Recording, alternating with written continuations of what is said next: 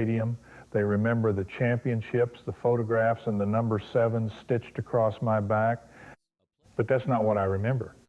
I remember waking up before sunrise because my knees hurt too much to sleep. I remember sitting alone after games long after everyone else had gone home. I remember wondering how much longer my body could survive doing what everyone expected me to do. Looking back, I sometimes wonder if people ever saw the man behind the uniform. They saw confidence. I felt fear. They saw a hero. I saw a kid from Oklahoma who believed he wasn't supposed to live very long. That's a strange thing to carry into a baseball career. Every swing felt borrowed. Every season felt like time I wasn't supposed to have. People thought the pressure came from wearing Yankee pinstripes. It didn't. The pressure came from believing that every man in my family died too young and that I would be next. People knew the player. They never knew me. They never saw the nights when the stadium lights were gone, when the applause had faded, and I was left alone with my thoughts.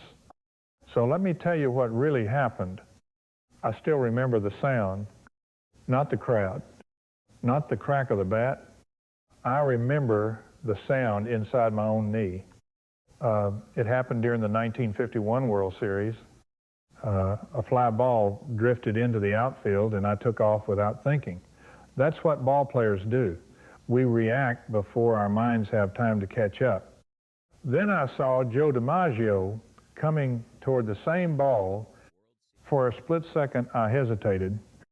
I tried to avoid him. My foot caught a drainage cover hidden beneath the grass. The rest happened in an instant. My body twisted. My knee didn't. The pain came so fast that it stole my breath before I could even hit the ground. I kept telling myself to stand up. I couldn't. I wasn't even 20 years old, and somehow I already knew something inside me had changed forever. Doctors told me I'd recover. In some ways, they were right. I came back. I played. I hit home runs. People assumed everything was fine because I kept putting on the uniform. They didn't see what happened every morning. Getting out of bed became the first challenge of the day. Some mornings I had to sit on the edge of the mattress for several minutes before my leg would cooperate. Walking down hotel stairs hurt. Running hurt. Even standing still hurt. I learned to smile before I walked onto the field. Fans deserve that. They came to watch Mickey Mantle, not a man limping through another day, so I never complained, not publicly. Pain became another teammate. It traveled with me from city to city. It waited in every clubhouse. It followed me onto every field. After a while, I almost forgot what it felt like to play without thinking about my knee first. I thought that was the hardest day of my career. I was wrong.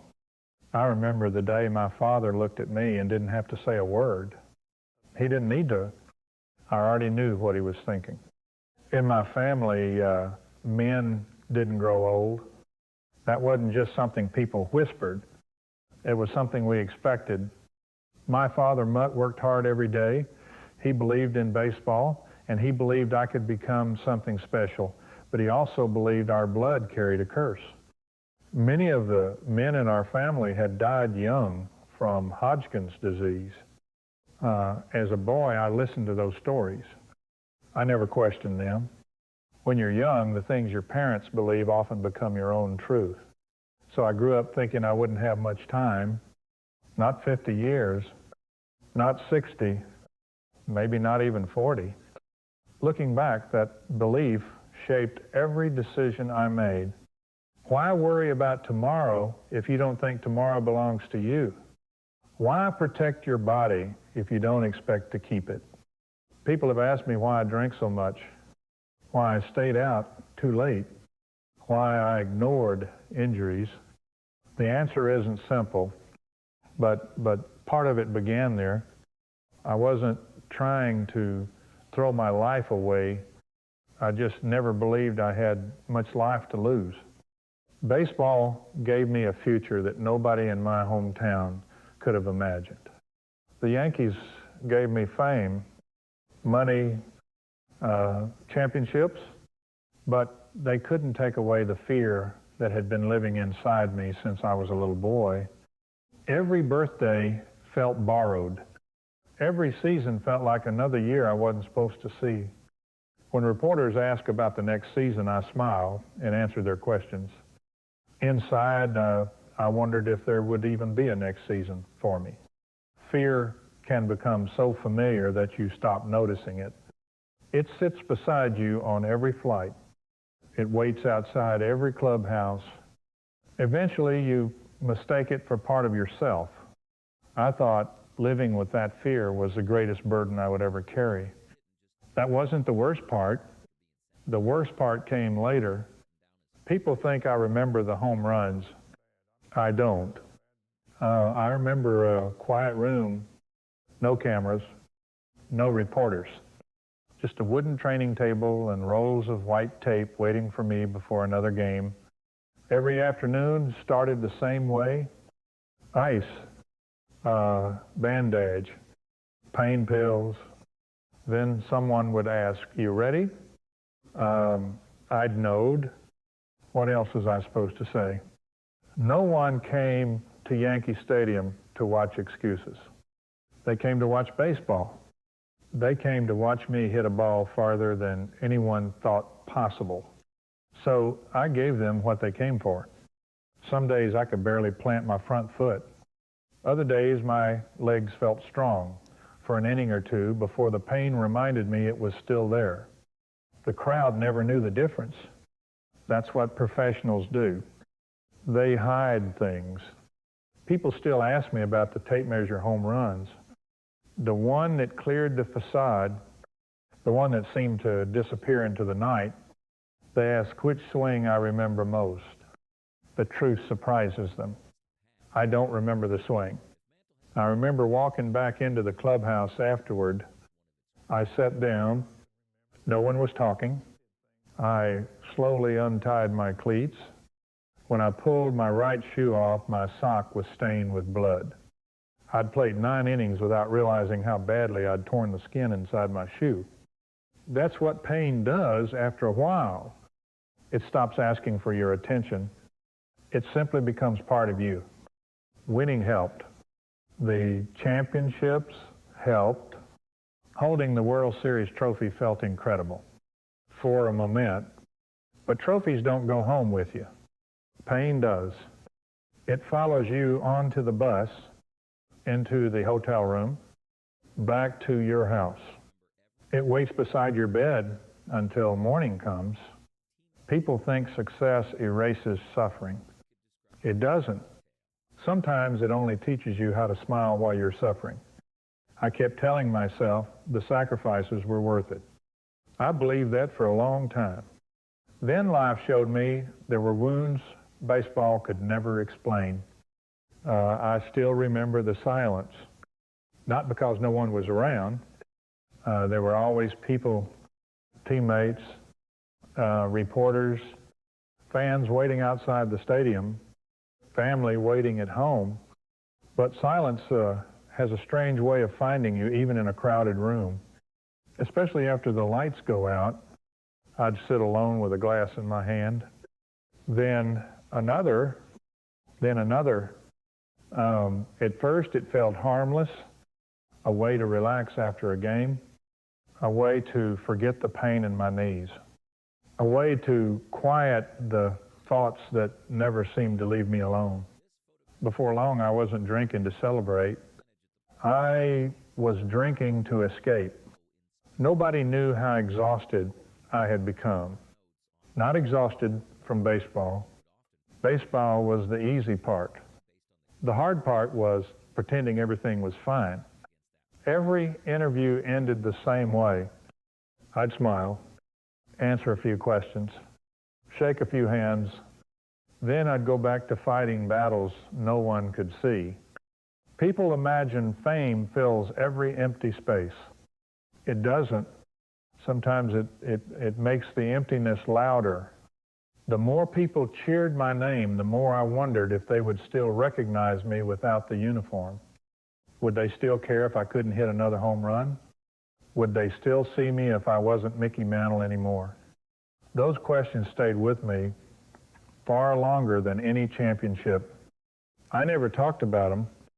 Men of my generation weren't raised that way. We didn't admit fear. We didn't admit loneliness.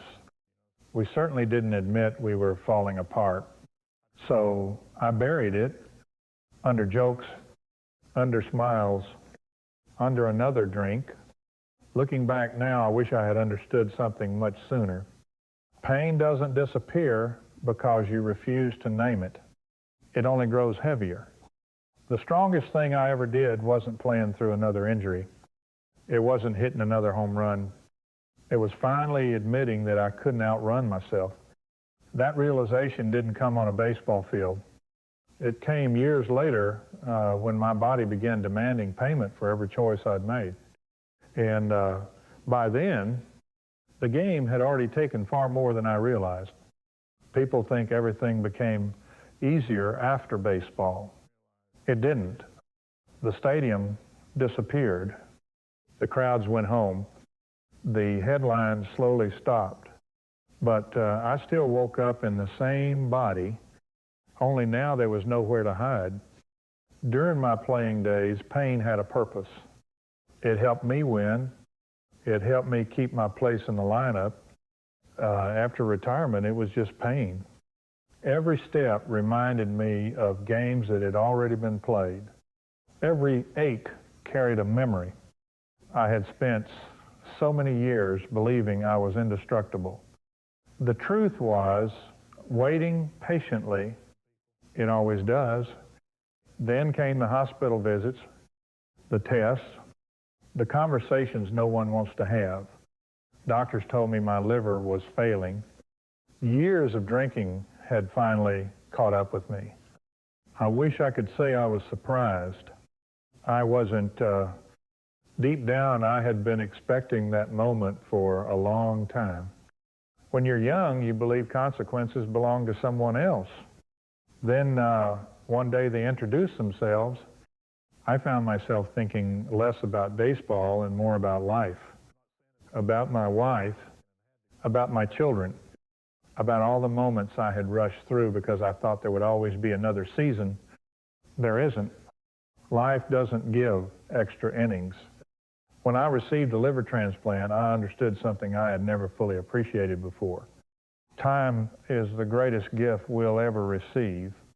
Not championships, not records, not applause. Time, more mornings, more conversations, more chances to tell the people you love that they matter.